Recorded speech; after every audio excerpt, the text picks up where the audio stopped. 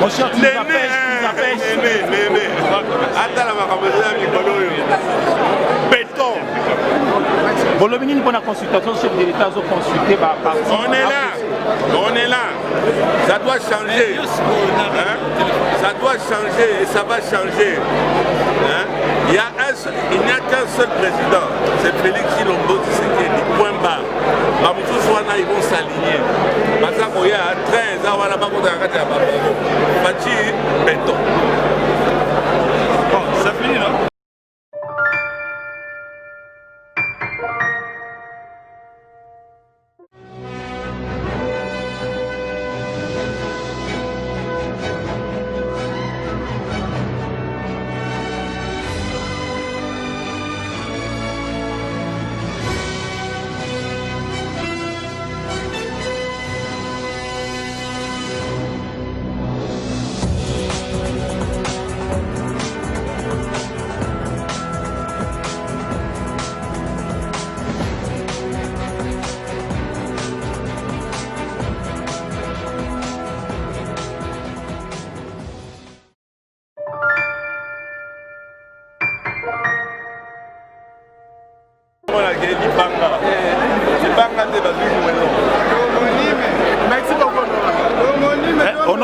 Honorable Emelim, côté Néné Koulouba Lobby, dans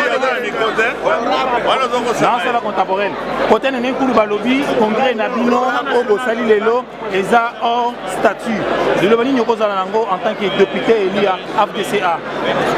Oui, Maman Wana, Komonae, Nana, Néni, c'est fille. Mon cher, tu nous appelles. Béton. Bon, le ministre pour la consultation, chef de l'État, consulté par parti. On est là. Ça doit changer. Hein? Ça doit changer et ça va changer. Hein? Il n'y a qu'un seul président, c'est Félix Chilombo Tshisekedi, point barre. Ils vont s'aligner. Parce qu'il y a 13 ans, on a pas béton. Bon, ça finit là. Pour répondre à l'invitation, le bureau de la ligne du Bossé Panzissang. Oui, le lot est allé troisième congrès ordinaire, il y a FDCC. FDC na 12e anniversaire ya bango eza obi FDC de Lingomba Munene oyo eganyaki ba élection passée sans tricherie. Donc yangwana ngana za parmi ba invité puisque parti na biso Union nationale des nationalistes inana eza moko ya Lingomba ya Lingomba ya FDC et alliés. Yango ils ont justifié présence na biso wa poto peta bango baboko ba ke ba grand prêtre ya solo bazana bango. Un mot par rapport à la consultation comme vous. Bon, consultation est tout à fait constitutionnelle puisque ndenge boyebi na beaucoup li konzi tata mukonzi aza garant ya bon fonctionnement ya l'institution. Du moment où a constaté que ba kokoso ezali na fonctionnement, yena premier ministre Bazo Kanate ma conseil des ministres et ça m'a société a invité ba chef d'institution mususu bazo collaborer na été, c'est tout à fait normal à consulter souverain primaire. Souverain primaire aza peuple biso puisque azaki élu par la population aza redevable par la population yangwana alisi ya consultation oyo akozwa mikamo oyo ekoluka ezongisa makambo na nzela ya malamu. C'est pourquoi biso to soutenir idée wana ya union sacrée et les lots ndenge tozolo ba boye déjà depuis le 30 octobre union pour la nation union sacrée pour la nation et comme déjà na 267 députés nationaux et 67 sénateurs donc majorité au président de ça les habillage politique il faut y avoir et kolatama et je crois que majorité oyasika et ko permettre maintenant à kambamboka malamu bozoka bulaga ba posa bino ba politiciens mais peuple a souffert mais justement pour le peuple azwa il faut payer mais mboka ezala na ba politiciens solo au coalition ya FCC cash et ko pesa eloko moko te la peuple yango to mekapé union sacrée pour la nation totale ndenge eko pesa. Merci. Merci pour répondre à l'invitation. président Bahati, honorable Bahati, et na congrès naïe. Vous savez que j'ai toujours mené un combat contre l'injustice. L'honorable Bahati était victime des complots par les gens du FCC. C'était le moyen de venir l'encourager, de soutenir dans la nouvelle version du combat politique. Après le congrès, les consultations paysannes en cours, trop s'attendre en année par rapport à combat. Mais bon, moi je ne suis pas déjà invité, mais je sais que le président Bahati va répondre. Il est invité, il va répondre à l'invitation du chef de l'État. Et puis il faut noter que l'honorable Bahati doit récupérer tous ses députés dans l'identification, dans la reconfiguration de la nouvelle majorité, parce que les consultations n'ont qu'un seul objectif, soit la reconfiguration de la majorité parlementaire, soit la dissolution de l'Assemblée nationale. Merci. La majorité puisse changer le camp, qu'on ait un Parlement responsable qui voit les choses dans la même direction que le président de la République ou l'intérêt de la nation. Je pense que c'est ce qu'on est en train de dire au président de la République. Et vous avez suivi ceux qui sont passés bien avant, le vœu qu'ils ont émis, soit qu'il échange avec le président honoraire, le sénateur à vie. Mais les consultations sont là, donc il y aura une invitation. Comme tout le monde, il ira là-bas aussi pour se faire consulter. Donc les consultations ont démarré. Nous attendons la phase de politicienne. Donnez aussi nos affaires. Et même vous de la presse, vous irez aussi dire au président que voilà, trop c'est trop, il a trop supporté les humiliations, donc il doit prendre ses responsabilités pour ne pas pardonner et mettre hors état de nuire tous ceux qui combattent l'intérêt du pays. Merci. On fête toujours la FDC. Aujourd'hui, nous totalisons 10 ans d'existence et l'autorité morale a bien voulu que nous puissions nous retrouver pour faire l'évaluation des 10 années de l'existence de la FDC. C'est ce qui nous réunit aujourd'hui au Béatrice Hôtel. Bientôt, nous allons passer aux ateliers pour réexaminer encore nos statuts conformément à la législation nationale. On est pour les consultations nationales. La FDC, c'est une grande force politique et notre autorité morale nous a déjà donné son point de vue à ce sujet. Nous irons très bien aux consultations nationales. Nous avons déjà déposé d'ailleurs nos propositions, surtout sur les modifications de la Constitution. Vous n'êtes pas sans ignorer que la FDC a été victime de beaucoup d'injustices pendant les élections. Et nous voulons qu'en 2023, ça soit des élections transparentes, crédibles, dans la paix et dans la sécurité. Je vous remercie. Je me nomme Madame Posi Muyumba Tekla. Je suis présidente fédérale de la province du Haut-Katanga. Merci beaucoup d'être ici dans la presse. Nous sommes la troisième campagne de la FDC, un méga parti politique de la République démocratique du Congo, qui est séduit à travers les questions politiques aujourd'hui. Qu'est-ce qu'on peut retenir par rapport avec le troisième congrès de la FDC pour atteindre le président de ce parti politique? Merci. Je pense que vous avez suivi l'autorité morale statutaire, le professeur Modeste Bahati. En peu de temps, il a brossé l'historique de l'AFDC. Et comme vous le savez, aujourd'hui, c'est le 10e anniversaire de notre parti depuis la création de l'AFDC. L'AFDC est déjà bien assis dans toutes les provinces. D'ailleurs, c'est depuis la première année qu'elle était déjà dans toutes les provinces. Donc, pour nous, c'est un grand parti que l'on ne peut pas bouger si facilement, puisque la réalité est connue. La réalité est connue de la création du parti jusqu'à ce jour. Et devant toutes les bases humaines, nos élus sont allés à gauche, les restes sont restés à droite par rapport avec les provinces politiques. Avez-vous un message particulier à ces députés? Oui, ici, je voudrais vous rassurer que même ceux-là qui sont partis, ils reviendront un jour, puisque ce sont des enfants égarés et qui un jour ils vont rentrer chez eux.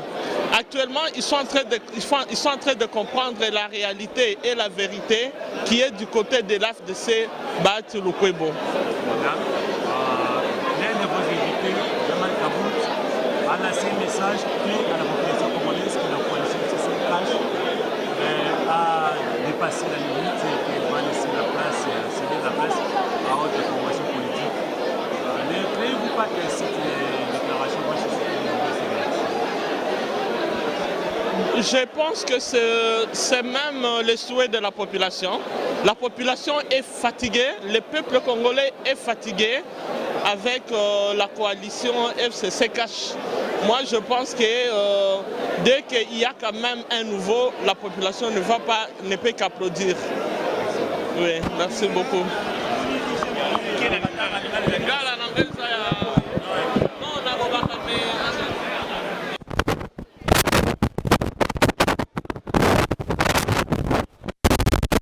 Sans.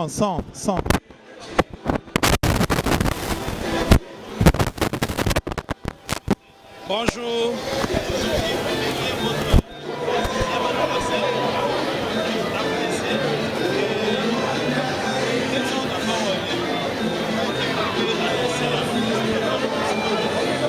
Oui, comme vous le voyez, aujourd'hui c'est un grand jour pour l'AFDC. Ce grand parti qui est le moteur même du regroupement politique AFDCA. Aujourd'hui c'est la 10e anniversaire, nous fêtons cet anniversaire et nous réalisons également notre premier congrès. Nous réalisons le congrès qui est le troisième congrès de l'AFDC. Et comme vous le savez, l'AFDC est un parti respectueux des textes. C'est la raison pour laquelle notre autorité morale, le sénateur professeur Bahati Lukwebo, a tenu à ce qu'on puisse tenir ce congrès malgré les difficultés liées à cette pandémie de Covid, mais également malgré tout ce qui est péripéties de la politique actuellement, mais il a tenu à ce qu'on puisse tenir ce congrès aujourd'hui. Nous venons de finir la première partie. Nous avons commencé la seconde partie. Cette partie est liée aux travaux proprement dit dans la commission.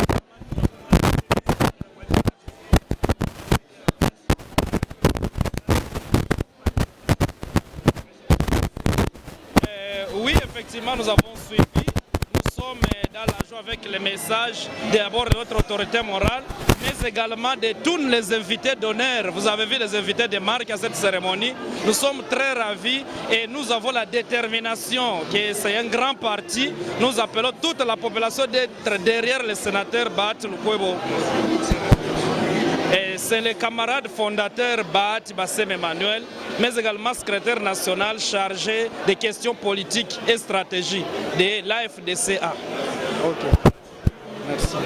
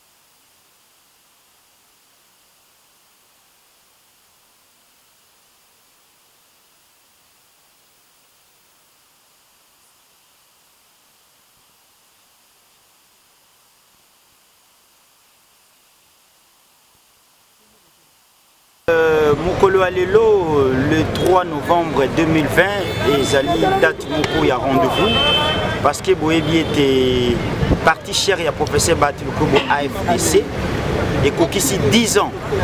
Dès que nous allons fêter, nous allons sepela na 10 ans na biso parce que chaque année nous allons na action et puis nous allons na innovation. Donc ezali parti oyo et yebani na RDC Mobimba na ba territoire nyoso, na ba province nyoso, na ba secteur nyoso, na ba village nyoso, na ba groupement nyoso. En dehors de cela, le Lopez ali jour où il y a rendez-vous. Pour renouveler confiance na biso pas ya professeur Modeste Bahati Lukwebo, où ya kozala réélu de nouveau comme président. Il y a parti politique AFDC pour continuer à gérer le regroupement politique AFDCA. Parce que le regroupement politique AFDCA, Moutou Azali censé à diriger en haut, Ezali président national statutaire élu na congrès, il y a parti AFDC. Parce que AFDC, Ezali parti phare. Il y a un regroupement politique AFDCA.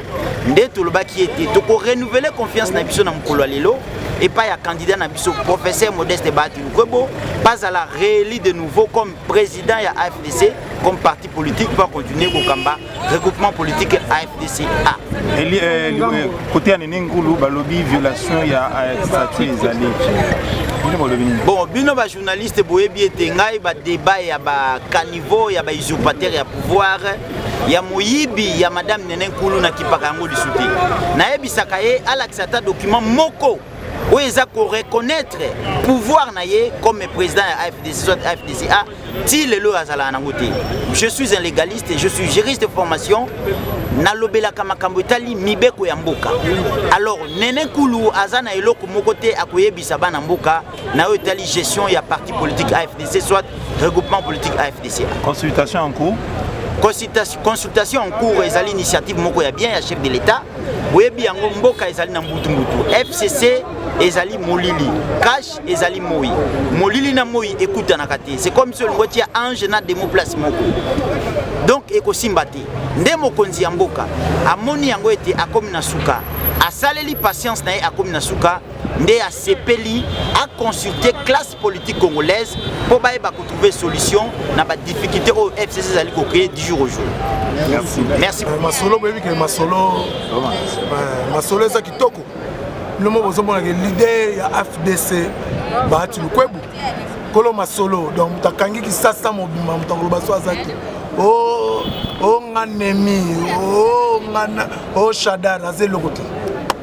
Ozokopana basé le côté Nene Nkulu nia soso aza et le côté Bahati Lukwebo nde leader wazo ba nem konza ba désœuvré ya Congo mobimba e joka boyebi kolo masolo ozo comprendre biso nde wato simbi kisasa za ya biso Bahati Lukwebo nde kolo masolo biso toza allié na mutute allié te biso nde ba kolo masolo président Félix Béton.